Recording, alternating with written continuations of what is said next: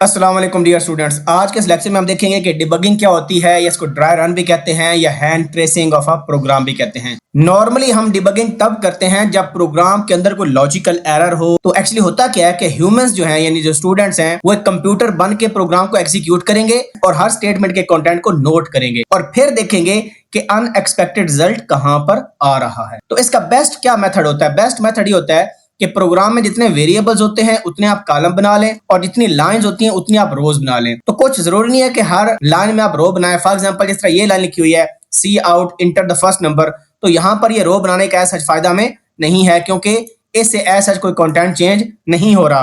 तो content change तब होगा जब आप एक वेरिएबल की वैल्यू यूजर से इनपुट लेंगे। तो यहाँ पर देखें ये प्रोग्राम क्या कर रहा है कि यूजर से 3 नंबर इनपुट ले रहा है। This program asks for 3 numbers then display the average of the numbers. तो एवरेज हम कैसे कंप्यूट करते हैं? एवरेज कंप्यूट करते हैं कि तीनों नंबर्स को पहले सम करेंगे यानी उनको ऐड करेंगे और जो टोटल वैल्यू होगी एडिशन की उसको डिवाइड कर देंगे 3 के साथ। ठीक है, तो हमें फार्मूला क्या पता होता है? हमें ये पता होता है a प्लस बी प्लस सी।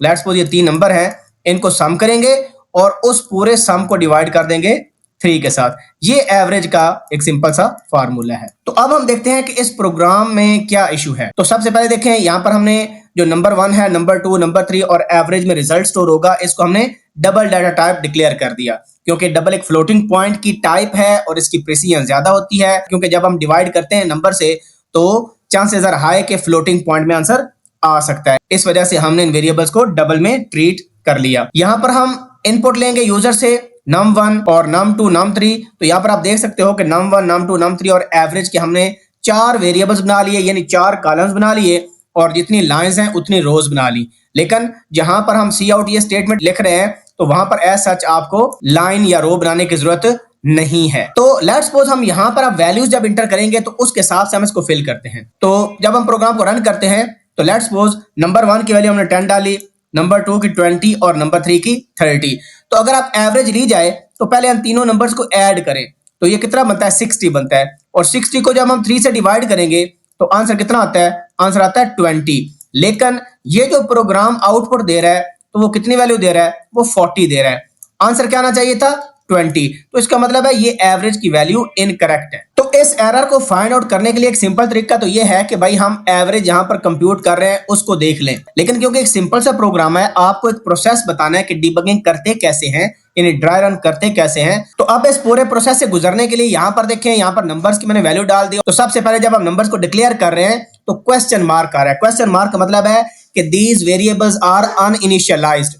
उसके बाद देखें ये स्टेटमेंट है तो इसको लिखने की ऐसा जरूरत हमें नहीं थी, यहाँ पर रो ना बनाए आप। ठीक है, इस स्टेटमेंट में जब आप एग्जीक्यूट करेंगे तो यहाँ पर हम num1 में 10 वैल्यू डाल रहे हैं तो देखें num1 में 10 आ गया और बाकी जो वेरिएबल्स हैं वो अनइनिशियलाइज्ड ही रहे। सिमिलरली यहाँ पर क्या हुआ कि num1 की वैल्यू चेंज नहीं हुई, num2 में हमने 20 डाल दिया और यहाँ पर देखें num3 में 30 डाल दिया। ठीक है, और एवरेज स्टिल अननोन है। जब हम इस लाइन में आएंगे लाइन नंबर 14 के अंदर तो यहाँ पर देखें कि ये कैसे एग्जीक्यूट होगी। हमें पता है कि डिवीजन की प्रेसिडेंस ज्यादा होती है तो इसका मतलब ये हुआ कि पहले num3 डिवाइडेड बाय 3 पहले ये कंप्यूट होगा। तो num3 की कितनी वैल्यू है? 30। तो 30 को जब 3 से डिवाइड करेंगे तो आंसर कितना आएगा? 10 आएगा। ठीक है, और ये 10 सिंपली ऐड हो जाएगा num2 की वैल्यू में विच इज 20 और num1 में ऐड हो जाएगा उसकी वैल्यू क्या? 10। तो ये आंसर क्या बन गया? 40 बन गया।